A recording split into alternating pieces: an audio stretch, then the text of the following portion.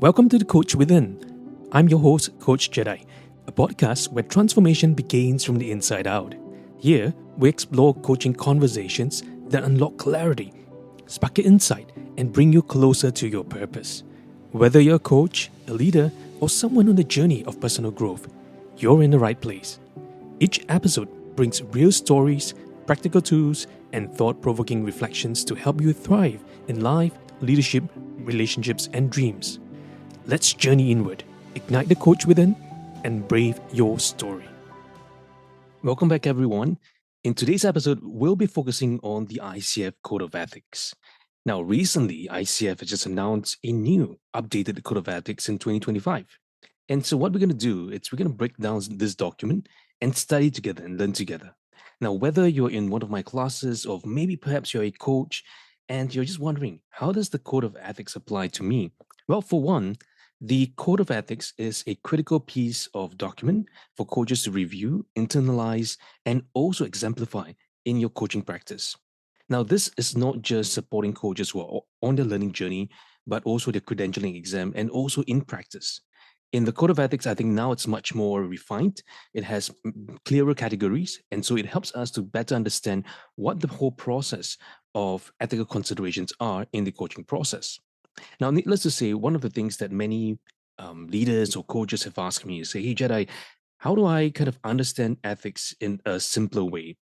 Well, you can think of ethics in a few categories. One, at the global level, we have what we call permissive ethics, which is what we call global ethics, something that most of all people believe in. For example, do good to others and avoid doing harm to others, right? So that is a common ethical consideration amongst most people.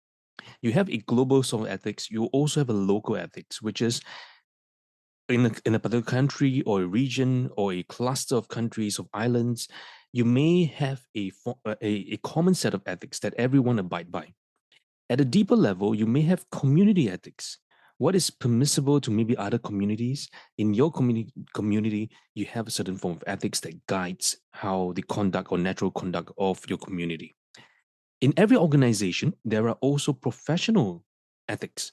Different organizations may have their own code of ethics. Much like the ICF is the International Coaching Federation, where the coaches who ascribe to the credentialing pathways, the code of conducts, the core values, the core competencies described to the code of ethics. So by that ethics, regardless of which professional coach you acquire or you engage with, and as long as they're an ICF credentialed coach, you know that they abide by a common set of ethics. So it will not be different from one place to another. Now, there may be variations because every locality or every region, every culture may have an additional layer of ethical considerations. And as such, those will be more stringent as per the various regions in the world. So what ICF has done, it has laid the foundation of considerations for ethics and help us to understand deeper in all these different layers. Now let's dive in deeper, and so that it allows us to kind of understand what these new updates are all about. This document is extracted from the ICF coaching website, and you can download it directly from the coachingfederation.org. And this is the reference of the latest update, which will go into effect from 1st April of 2025. Now, this has been approved by the board or the ICF board back in October 2024, and it's officially released and put in place as of 1st April 2025. The main 5 parts of the ICF Code of Ethics includes 1, purpose; 2, the ICF core values and ethical practices, principles; 3, commitments for all within the ICF ecosystem; 4, ethical standards for ICF professionals; and 5, the Pledge of Ethics. And subsequently, we have appendices. So let's take a look at first the purpose. Now, it says here that the International Coaching Federation, or the ICF, is the world's leading coaching association. The ICF is made up of 6 family organizations. They call them the FOs. Together, they form the ICF ecosystem. The FOs are ICF professional coaches, ICF credentialing standards, ICF coaching education, ICF foundation, ICF coaching organizations, and the ICF Thought Leadership Institute. The ICF Global Board provides the strategic direction for and coordination of the complete ICF ecosystem. And based on its mission and responsibility, ICF provides a code of ethics setting out ethical standards of professional conduct required to be adhered by all within the ICF ecosystem. So notice this keyword here. It's the reason for this code of ethics is a common set of conduct for all the 6 family organization. So regardless whether you belong to the professional coach, credentialed standards, which is the educators, the coaching education, foundation, coaching organization, or thought leadership as well, they all ascribe to a common set of code.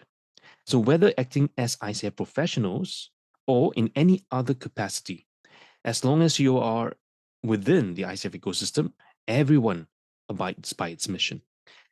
The roles and responsibilities governed by the ICF Code of Ethics include the ICF professionals, ICF staff members, volunteers, and members of ICF boards, leaders of ICF communities of practice, and members of ICF global committees, task force, and core teams, whether they are ICF professionals or not. The ICF Code of Ethics incorporates the core values of the International Coaching Federation, or the ICF core values, as its foundation to understand the ICF Code of Ethics, ethical principles, and ethical standards of conduct. The ICF Code of Ethics serves to uphold integrity of ICF and the global profession by setting standards of conduct consistent with ICF core values and ethical practice principles, guiding ethical reflection, education, and decision making, adjudicating and preserving ICF standards, ethical standards through the ICF Ethical Conduct Review or the ECR process, and providing the basis for ICF ethics training in ICF accredited programs. Now, this code of ethics is intended to assist those persons subject to the code by directing them to the ethical factors, values, and principles that need to be taken into consideration whenever they need to engage in ethical reasoning and ethical decision making. So you notice there are 2 parts here. Number 1, it's directing people or groups of people who are within this ecosystem to ethical factors, values, principles. So there's 3 parts here: factors, values, and principles, and to engage whenever we're found with ourselves with ethical reasoning situations or ethical decision making. And that can happen within a coaching session, or while you're contracting a client, or while you're prospecting, or while you're promoting your services as well, online or in person. Now, the ICF Code of Ethics applies when people represent themselves as belonging within the ICF ecosystem and or ICF professionals in their professional interactions. The challenge of working ethically means that those within the ICF ecosystem will inevitably encounter situations that require responses to unexpected issues, resolution of dilemmas, and solutions to problems. So one of the key critical ideas here, it's because sometimes we may face things that is not so clear. It could be gray. It could be issues that maybe new to you, and maybe something that we've not considered before. So these unexpected issues and the hope to resolve some of these dilemmas, and also find some tangible solutions or solutions to the problems that are ethically sound within a certain framework.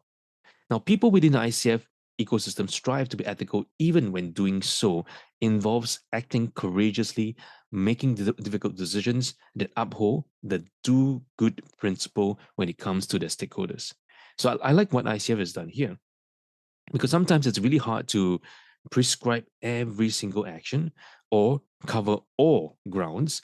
And so the underlying principle that now permeates across the entire code of ethics is this idea of do good principle.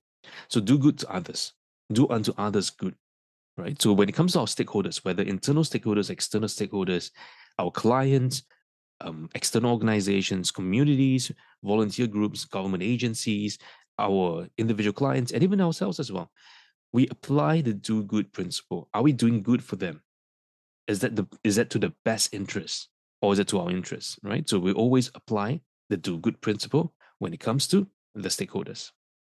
Now, part 4 of the code articulates the ethical obligations of ICF professionals who are acting in their different roles as coach, coach supervisor, mentor coach, trainer, coach or student coach in training. The ICF Independent Review Board serves to uphold this code of ethics through Ethical Conduct Review process or ECR process, which is applicable to all ICF professionals. Now, ICF mandates that all credentialed ICF professionals have continuous ethical education and training. Furthermore, ICF credentialed coaching education programs are required to provide ethics training, as ICF considers ethics to be the foundational element of the coaching profession. So you will find that in my programs, whether I'm conducting the level 1, level 2, level 3, ACC to MCC pathway, or even the team coaching pathways as well, I have a long training process for the ICF Code of Ethics, and also a lot of ethical discussions in our mentor coaching process, also in our trainings, and also in my videos and podcast series as well. So to me, I find that this part is an ongoing process. So I will kind of deliver the coaching education in a way that incorporates ethical considerations throughout the entire process. So traditional way of training is they do ethical training at the start, and that's it. I integrate every part of the program with ethical considerations and infuse them with the code of ethics.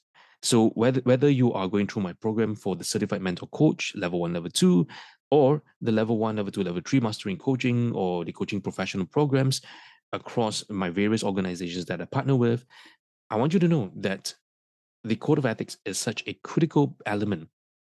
Now, people may find that it's basic, but to me, it's fundamental. If coaches don't understand the need or the criticality of the code of ethics, then they may apply certain techniques on the client, but from a wrong principle or from a wrong approach. So it's important for us to embody the code of ethics.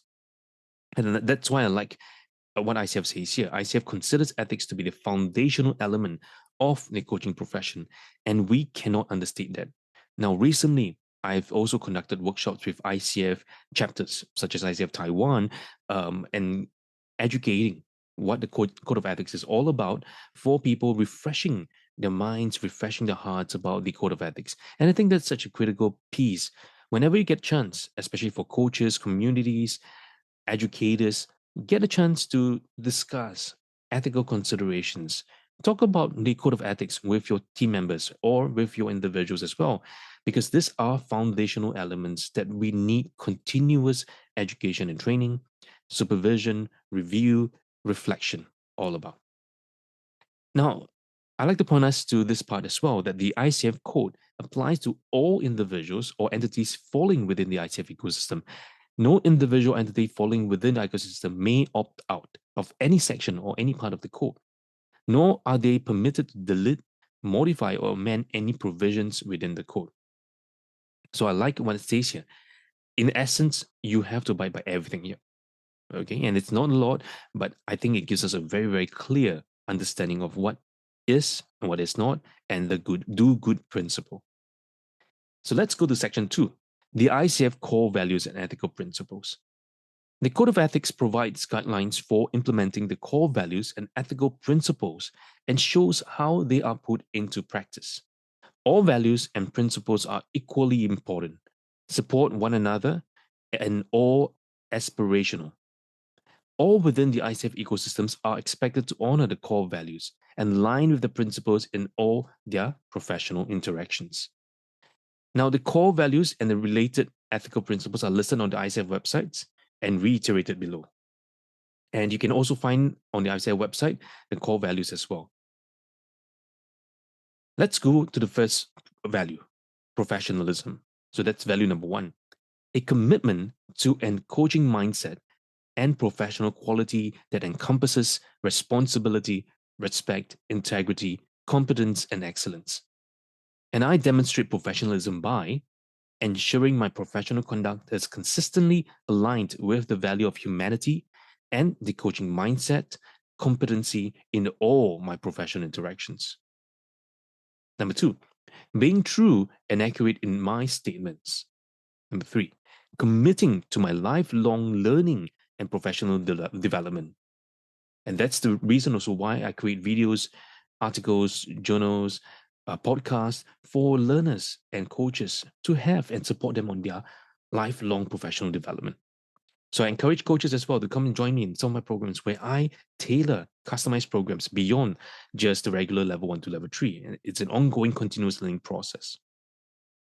And number 4, supporting the ongoing professional or personal and professional development of my clients, students, and ICF professionals. And that's what I'm committed to do. And that's why if you see me, I have various YouTube channels such as Brave Your Story. It's one of my latest brand where I help coaches, leaders to brave their own story.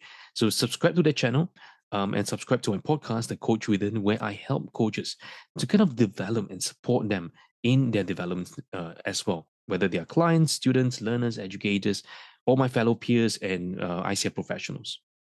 Number 5, delivering on my commitments. Number 6, being aware of ethical dilemmas and issues and responding with adherence to the ICF Code of Ethics. Number 7, adding to the knowledge base and sharing expertise and skills as ascribed in the ICF core competency. So notice this, adding to the knowledge base and sharing expertise. So I love to share my techniques and tools, strategies, all available online. And I welcome learners, whether they are part of my coaching schools or maybe they have attended other programs before, to kind of watch the videos and the video series and my education as well to support their learning.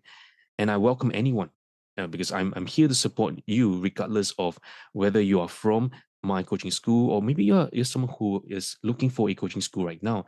But I want you to know that whatever I deliver online, it's full. Right. So I'm not that kind of educator to kind of hide something and then hope that you sign up my programs to learn more. What I want to do is I want to provide as much value online, whether through my articles, my podcast series, or my YouTube videos as well, called Brave Your Story now. I really want to help every single person to add to their knowledge base and share my expertise and share my experiences. And I may bring in guests and co-host to kind of support your learning all in all. And notice this, in professionalism, there's also another part about being resilient and confident when facing with challenges, behaving with respect and transparency in all business dealings related to coaching, and making clear and accurate representations in all my professional interactions in relation to coaching. And finally, committing to honesty, courage, consistency of action, ethical practice, and the highest standards for ICF and coaching profession. So I love this part. For ICF professionals, you need to read this, deepen your understanding about it, and integrate and internalize this part. Next, the second value, it's collaboration. I like this part as well because it says this, collaboration, it's a commitment to developing social connection and community building.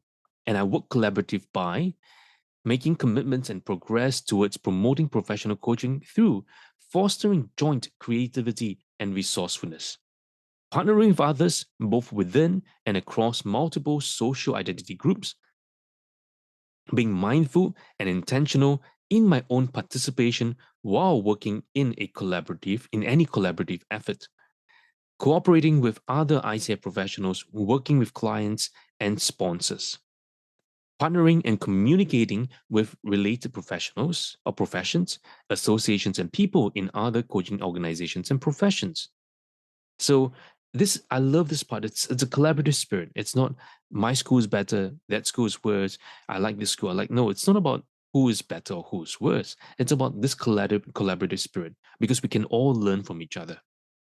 In the very same light as well, it's not just coaching is better than mentoring, coaching is better than counseling. No, it's about bringing different communities of practices together, learning from each other, associations, learning from others. And that's how we can grow the coaching community globally and locally and regionally as well. So I like the spirit of collaboration. Now, the third value, it's humanity. It says here, a commitment to being humane, kind, passionate, respectful to others. And I demonstrate humanity by accepting that as humans, I'm not meant to be perfect. And with a coaching mindset, expressing imperfections is an opportunity for me to spread a culture of openness and self-acceptance. Knowing I always have more to learn and being open to others' point of view, creating authentic relationships that support honesty, transparency, and clarity. Also, continuously seeking and developing self awareness, being willing to acknowledge and own my mistakes, accepting responsibility for my actions and learning from them, being modest about my achievements, and avoiding any behaviors or communication that suggest superiority in any way, and committing to inclusivity, dignity, self worth, and human rights. So I love this part as well. I mean, sometimes when I look at it, I say, hey, it's so obvious, but sometimes it's important for us to kind of reflect and ask ourselves, are we embracing humanity, being kind, being compassionate and respectful to others? Now, even when others may be different from us, because we're living in a world with different cultures, beliefs, religion, tradition, norms, and it's always important to know that I always have more to learn. Even if I have experienced 1,000 different coaching hours, 10,000 coaching hours, I may have met so many different people, I may have formed certain patterns and biases, but always putting yourself as a learner. I'm not perfect.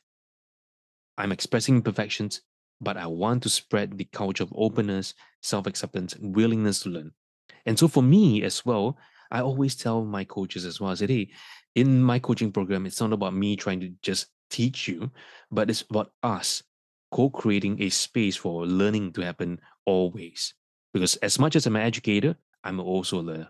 As much as I'm a coach assessor, I'm also a learner. I'm learning all the time.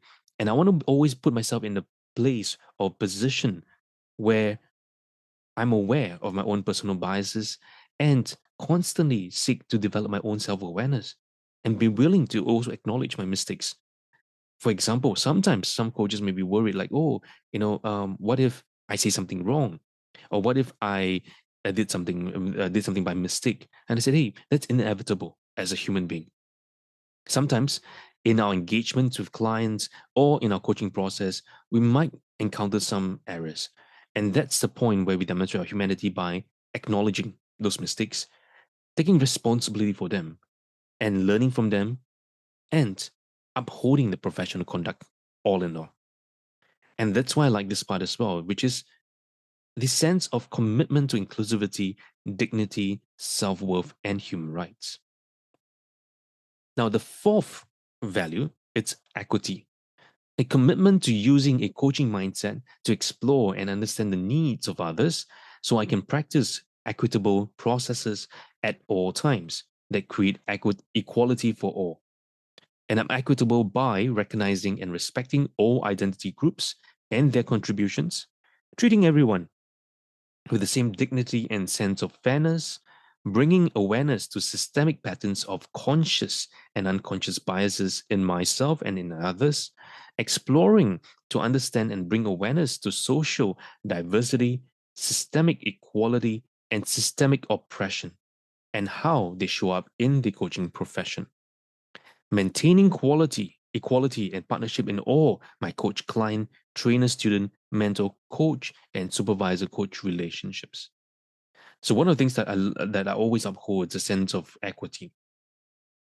So regardless of whoever my students are, or learners are, or clients are, I will try to my best to maintain this sense of partnership across all my professional relationships.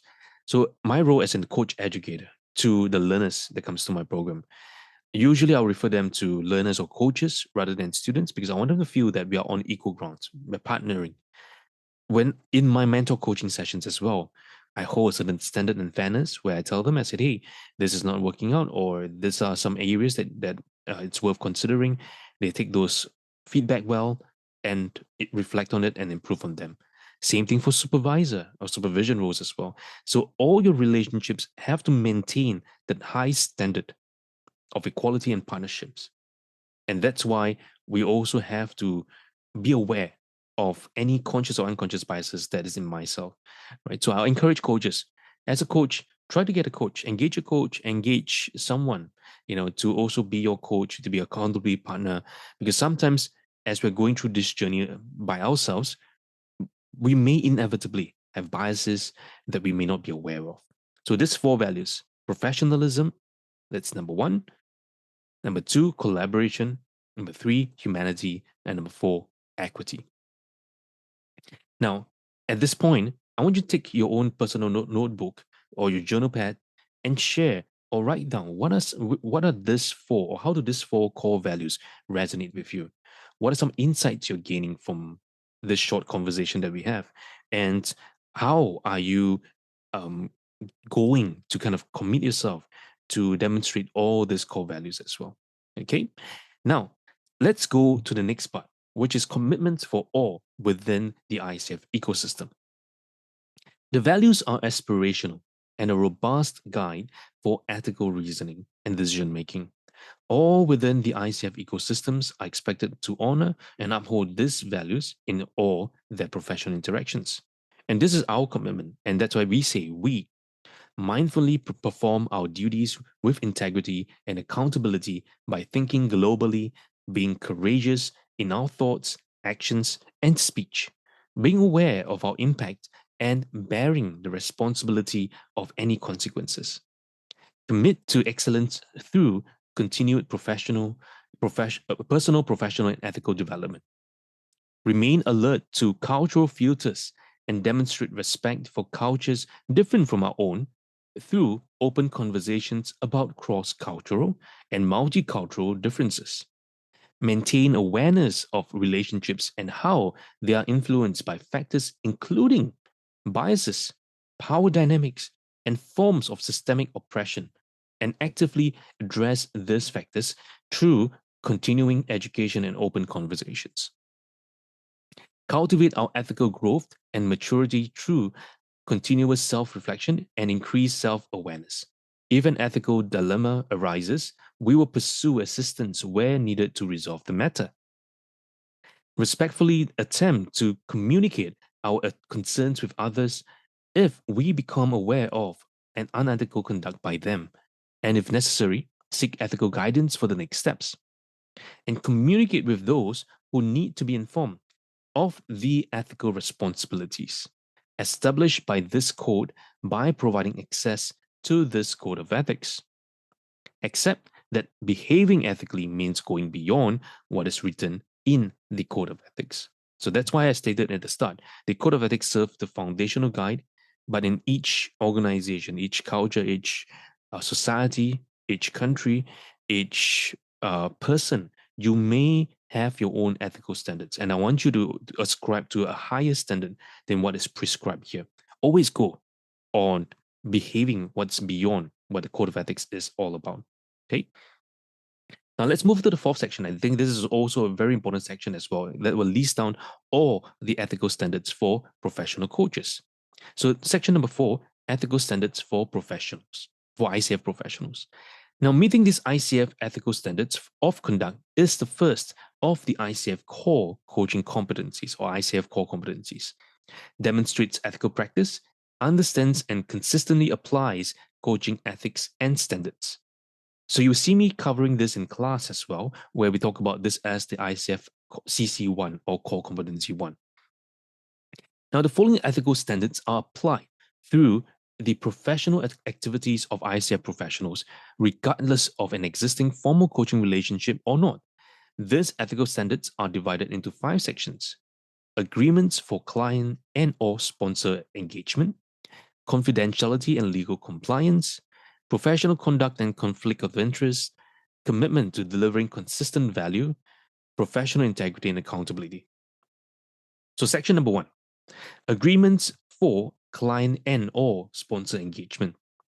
As an ICF professional, I communicate before coaching begins with coaching clients, sponsors, and or other involved parties that the coach is in a direct relationship with, to explain the nature of coaching and to co-create coaching agreement regarding roles, responsibilities, confidentiality, financial agreements, and other aspects of the coaching engagement. 1.2, respect all parties' right to terminate the coaching relationship at any point for any reason during the coaching engagement, subject to the provisions of the agreement. Section 2, confidentiality and legal compliance. As an ICF professional, 2.1, maintain the strictest level of confidentiality with all parties involved, regardless of the role I'm fulfilling. 2.2, have a clear agreement about what information is exchanged and how it's exchanged among all parties involved during all coaching engagements. 2.3, have a clear agreement with clients, sponsors, and other involved parties about what confidential information may need to be disclosed to the appropriate authorities, example, illegal activity required by law, validate court order or subpoena, or imminent likely risk of danger to self or unto others. 2.4. Maintain, store, and dispose of any records, including electronic files and communications, in a manner that promotes confidentiality, security, and privacy, and complies with applicable laws and agreements. 2.5. Fulfill my ethical and legal obligations to my coaching clients, sponsors, colleagues, and to the public at large, directly and through any technological systems I may utilize. Example, technology-assisted coaching tools, databases, platforms, softwares, and artificial intelligence. 2.6. Am responsible for my support, personal adherence to the relevant standards of the Code of Ethics. 2.7. Maintain the privacy of ICF professionals and the use of contact information, example, email addresses, telephone numbers, IP address, and so on, only as authorized by ICF or the ICF professional. 2.8. Comply with copyright laws and recognize and honor the contributions and intellectual properties of others, only claiming ownership of my own material. So that's why one of the things in the coaching process, it's important for us to highlight whenever we are leveraging on different tools that is created or authored by different individuals. And for me, in the coaching or in my coaching programs as well across level 1, level 2, level 3, whenever coaches use a particular model or framework, it's important for us to recognize that those models or frameworks belong and there are copyright regulations from those models as well. So when you're using them with your clients or any techniques with your clients, it's important for you to recognize and honor the contributions made by those individuals who had developed those products or frameworks or methodologies or techniques. And it's only right for us not to claim that those are ours, especially when we are presenting those information in front of our clients or any platforms. So I always make sure that all ICF professional coaches uphold a sense of integrity and copyright. Okay. Section 3, professional conduct and conflict of interest.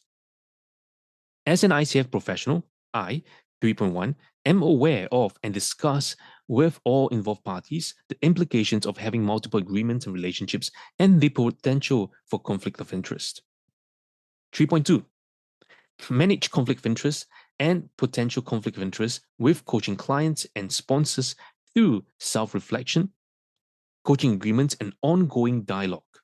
This includes addressing organizational roles, responsibilities, relationships, records, confidentiality, and other reporting requirements. 3.3. Resolve any conflict of interest or potential conflict of interest by working through the issue with relevant parties, seeking professional assistance, or suspending or ending the professional relationship. 3.4. Hold responsibility for being aware of and setting clear and appropriate and culturally sensitive boundaries that govern professional interactions, physical or otherwise. 3.5. Maintain fairness by being aware of my biases and addressing them so that I do not discriminate towards others based on my race, color, gender identity, sexual orientation, socioeconomic status, age, spiritual practice, ability, and other groups, classes, and categories of human differences. And I think this is so important, 3.5, because there are many, many diverse groups. And we need to be inclusive. We need to be aware of our innate biases. Now, whenever we may disagree with other groups or categories of human differences, it's important that we highlight our limitations and, if need to, allow the client to make a choice whether to proceed or continue with the coaching engagement or have another coach replace you, right, to provide the best support for the client. 3.6, am mindful of the level of intimacy in the coaching relationship. I do not participate in any sexual or romantic relationships with the clients or sponsors. If I detect a shift in the relationship, I take appropriate action to address the issue or cancel the coaching agreement. And I might add this beyond just sexual or romantic relationships. Sometimes these relationships could be financial or other informational relationships as well that might implicate you in other more serious dilemmas that you might encounter with. Okay, 3.7. Understand that the ICF professionals often serve in multiple professional roles based on prior training or experiences. For example, as a mentor, consultant, therapist, HR specialist, assessor, and other functional roles as well. And it's my responsibility to disclose to my client when I'm acting in a capacity other than the role of an ICF professional. 3.8. Disclose to clients the information of compensation and benefits that have been paid or received or will be paid for referrals. Section number 4. Commitment to delivering consistent value. As a ICF professional, I, 4.1, am aware of and, in partnership with client, actively manage any power or status differential between us that may be caused by cultural, relational, psychological, I would say even traditional or traditions or contextual issues. 4.2. Recognize my personal limitations or circumstances that may impair my coaching performance or professional commitments. I will seek support if necessary, including relevant professional guidance, and this may require suspending or terminating my coaching relationships. 4.3. Remain alert to indications that there might be a shift in the value received from the coaching relationships and discuss this with the client. If appropriate, explore changes in the coaching relationships and or the potential for a different coach, professional, or resource. Section number 5, professional integrity and accountability. As an ICF professional, I, 5.1, accurately identify my coaching qualifications and work within the boundaries of the level of coaching competency, expertise, experience, training, certifications, and my ICF credential. That means if you're an ACC or before an ACC, we have to let our clients know that we're in the process of getting and acquiring a professional or credentialed level, right? If you're PCC, work within the confines of PCC, likewise MCC as well. Now, 5.2, it says here, make verbal and written statements that are true and accurate about what I offer as an ICF professional. What is offered by ICF, the coaching profession, and the potential value of coaching. 5.3, adhere to the philosophy of doing good versus avoiding bad. Recognizing the impact of my professional conduct on my clients, stakeholders, and coaching profession and society. And I understand the ICF may, at its discretion and according to the ECR process, hold me accountable for violations of the ICF Code of Ethics. And I further agree that my accountability to ICF may include sanctions for any violations, such as mandatory additional coaching education, mentoring, supervision, or loss of my ICF membership and or ICF credentials. So there you have all this section, 5 sections of the ethical standards for ICF professional coach. And in the next series of programs, as well as even in class or our coaching education class, and my next series of podcasts and videos as well, I will break this down in more details and have more discussions with all of us. Right. So I welcome you to join me in some of my classes or continue to subscribe to my podcast series or my YouTube video series called Brave Your Story or the podcast series, The Coach Within, to continue to engage deeply in all these different sections. Right. I will spend more time diving deeper in this. Okay, now, once we understand this, we have number 5, which is the Pledge of Ethics, which says this: while fulfilling any role within the ICF ecosystem, I promise to uphold my ethical obligations by adhering to the ICF Code of Ethics in all my professional interactions. And I commit to doing my best to represent the integrity and professional reputation of coaching and the ICF. Now that forms the key documents, and what comes after are the appendices, where ICF lists down the key definitions of terms used in the code, which you're more than welcome to kind of read through. So this document can be found on the ICF website, on coachingfederation.org. Go under the Code of Ethics and download your latest copy. And this will come in place from 1st of April, 2025. And you expect another review happening 3 years later as well. Okay, so here you'll find all the key definitions that is used and how ICF defines them according to the various standards across this whole document. And take some time to read and understand what it means. Okay, and when ICF refers to what a coach is or what a mentor coach is, there's difference between a mentor coach or a mentor that is in the practice field. What's a sponsor? What is personal support? What's systemic equality? What's systemic oppression? Even other terms such as coaching platform, coaching provider. For example, I'm a coaching provider, right? So I work with different coaching institutions as a director of coaching and education, and also coach assessor for portfolio pathways as well to support coaches through their credentialing levels. Okay. Now, ICF also has this about the DEIB. So take a moment to read as well what diversity, equity, inclusion, and belonging means. And also, I think this is going to be very critical. Understand the definition of external coach, group coaching, ICF assessor, ICF certified. What does it mean? So you can only use the word ICF certified when you have an ACC, PCC, or MCC that are still valid.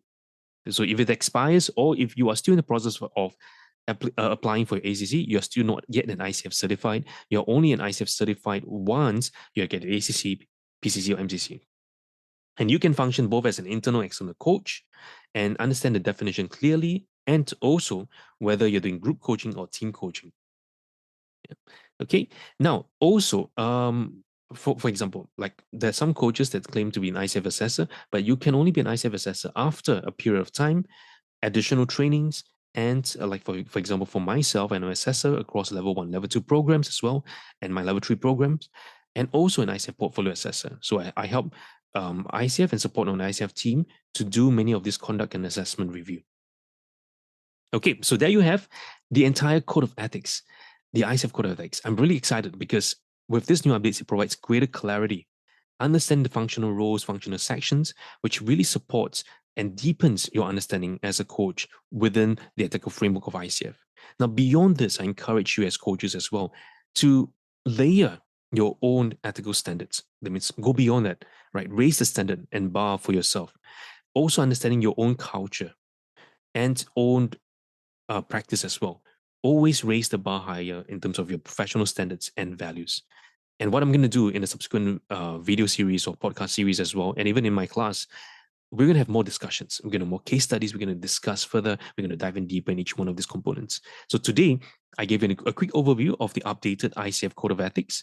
You can download them from the ICF website, and you can also follow me for more as I break down and discuss further the implications, the case studies, and also what it really means for you. Okay, for example, especially when I'm doing all these breakdowns, I'm referring mainly to the Asian market, Asian lens, because as an Asian myself, I'm coaching mainly a lot of people from within the Asia, APAC region, although I have clients from around the world as well, but I will be supporting learners mainly from within this region, Central Asia, Eastern Asia, Southern Asia as well, and within the Asia Pacific region as well. Okay. Now, if you enjoy what you listen, I want you to continue to listen, subscribe to this channel, and subscribe to my podcast, because this is where you can get great value from learning or continuous learning. Until next time, this is Jedi here, and I'll see you on the Coach Within. Thank you for tuning in to the Coach Within. If today's episode sparked something in you, take a moment to reflect, journal, or share it with someone who needs to hear it. Want to experience coaching or explore our upcoming programs? Head to jedi.coach or check out our show notes to connect. If this podcast helped you to grow, please follow, share, and leave a review. It helps more people to find us. And until next time, keep listening, keep reflecting, and keep braving your story from within.